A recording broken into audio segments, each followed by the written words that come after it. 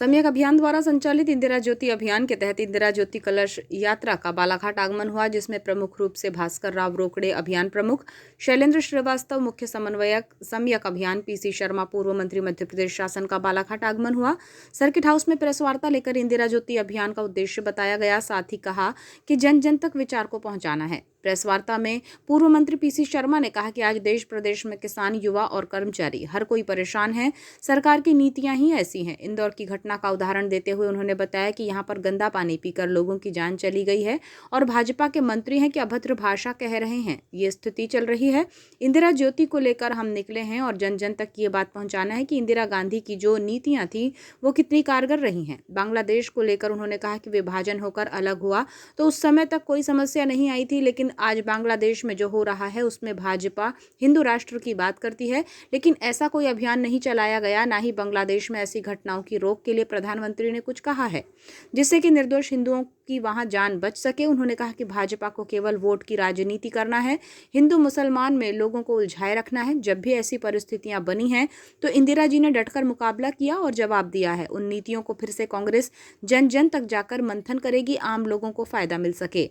26 साल लगे उसके बाद आ जाए, जो एक असहयोग आंदोलन अपने आप में एक बहुत बड़ा आंदोलन है। और इसमें इंदिरा ज्योति लेकर वहाँ से चले हैं छिंदवाड़ा से, जो आज बालाघाट आई, इसके बाद सिवनी पहुँचेगी। इसका उद्देश्य है कि श्रीमती इंदिरा गांधी एक ऐसी लीडर थी कि उनके समय 20 सूत्री कार्यक्रम हुए, उनके समय बैंकों का राष्ट्रीयकरण हुआ और एक नॉन अलाइनमेंट मूवमेंट जो 100 से ज़्यादा देश हुए ये उस समय चला। और एक हिंदुस्तान की पावर इतनी थी कि एक तो बेरोजगारी न्यूनतम पे थी, उसके अलावा बेरोजगारी लगभग हर एक आदमी को रोजगार मिल रहा था, हर एक व्यक्ति को, युवा को जो पढ़ लिख के। उसके अलावा बैंकों के राष्ट्रीयकरण से लोगों को लोन मिलना, गरीबों को लोन मिलना आसान हुआ और वो अपने काम धंधे में लगे। और ये एक बहुत बड़ा काम जो उन्होंने किया, प्रीवर्स खत्म तो किए थे, उसके अलावा जो बहुत बड़ा काम किया था। ये आज बांग्लादेश देख रहे हैं हम, क्या हालत हो गई बांग्लादेश। लेकिन श्रीमती इंदिरा गांधी ने पाकिस्तान के 2 टुकड़े किए और बांग्लादेश एक राज्य बना वहाँ पर और लोगों को राहत मिली। लेकिन आज वो राहत लोगों को वहाँ नहीं मिल रहा है। लोग परेशान हैं, बेरोजगारी से परेशान हैं, महंगाई से परेशान हैं, किसान परेशान, युवा परेशान, हर एक कर्मचारी परेशान, हर एक परेशान है। और अगर हम बात करें अभी कि इंदौर के अंदर जब ये वहाँ 21 लोगों की 22 लोगों की आज जान चली गई है गंदा पानी पीने से, तो मंत्री जी कैलाश विजयवर्गीय जी एक पत्रकार से किस तरह से बात करते हैं, किस तरह से गाली गलौज की उन्होंने और उसको प्रताड़ित किया, वो भी छोटे मोटे नहीं, बहुत बड़े पत्रकार हुए। ये स्थिति आज चल रही है पूरे प्रदेश में और देश में। तो मैं समझता हूँ कि ये इंदिरा जी की ज्योति लेकर जन जन तक वो बात पहुंचाना, गरीबों के बीच में, गाँव में, घर घर ये बात पहुंचाना कि इंदिरा जी की जो नीतियां थी उन नीतियों पर कांग्रेस पार्टी मूव करेगी और जो स्थितियां हैं इनको बदलने का प्रयास करेगी। सर, मुझे आपने बांग्लादेश का उदाहरण दिया, जिस तरीके से वहाँ महंगाई, बेरोजगारी के आंदोलन हो रहे थे, क्या मानते हैं देश में भी इस तरह की स्थिति बन रही है? इसमें तो स्थिति है ही। तो बांग्लादेश में जो एक चीज़ हो रही है, जिस तरह से बीजेपी, इनके प्रधानमंत्री हिंदू राष्ट्र की बात करते हैं, हिंदू वहाँ हिंदू सरेआम कत्लेआम हो रहा है, उसके बारे में बात करने को तैयार नहीं। कोई मूवमेंट अभी ऐसा नहीं हुआ है देश के अंदर या सरकार ने कि वो वहाँ लोगों की जान बच सके। दूसरा, हिंदू मुसलमान की बात करते हैं। अरे हिंदुस्तान में 90% आबादी हिंदुओं की है, तो किसान भी तो हिंदू है, मजदूर भी तो हिंदू है, कर्मचारी भी तो हिंदू है। क्या हो रहा है उनके लिए? केवल ये बात करके, हिंदू मुसलमान की बात करके केवल वोट की राजनीति करना, ये जो उस चीज़ों ने स्थिति को यहाँ तक पहुँचा दिया है।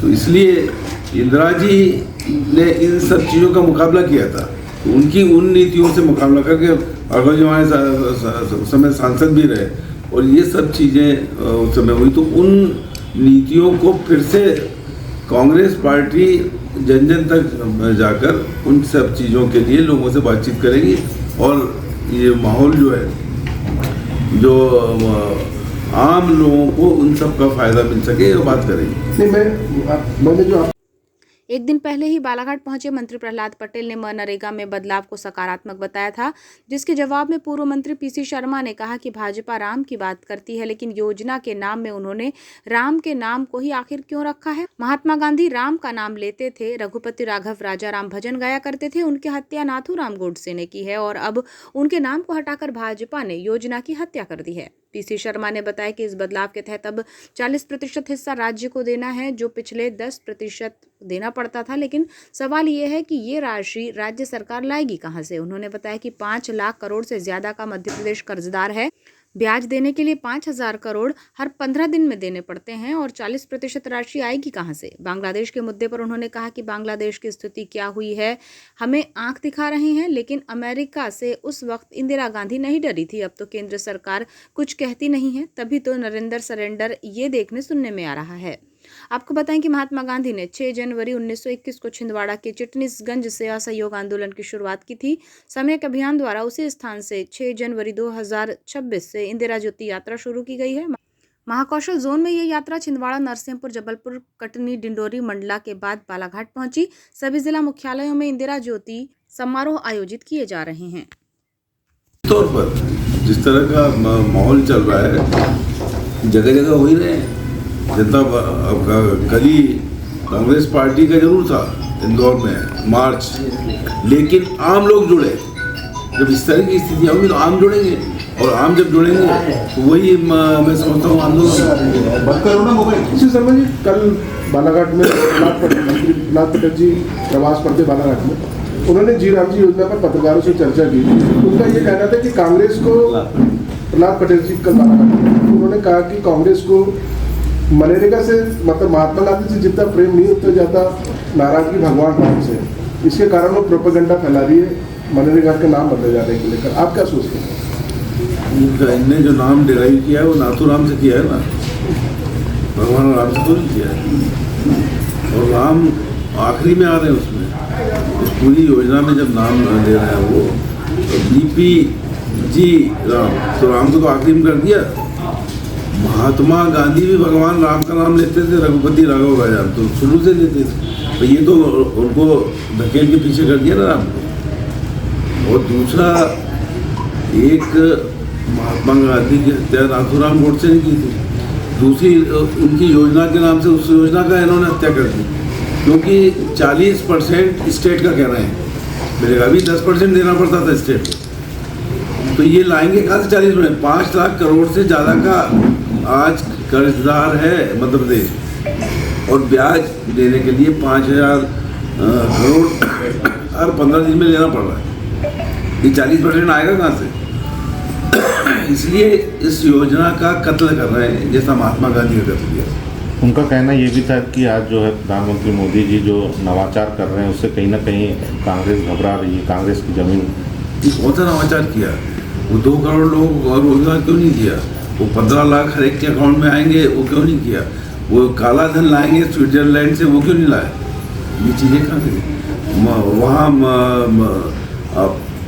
जो मैंने दिया उदाहरण, बांग्लादेश की स्थिति क्या हुई भाई? आज हिंदुस्तान के आसपास आप देखो, पाकिस्तान, उधर देखो बांग्लादेश, नेपाल, श्रीलंका, सब तो आग दिखा रहे हैं। कौन सा नवाचार है? और अमेरिका से उस समय इंदिरा गांधी नहीं डरी थी, अभी तो वही आ रहा है कि नरेंद्र सरेंडर।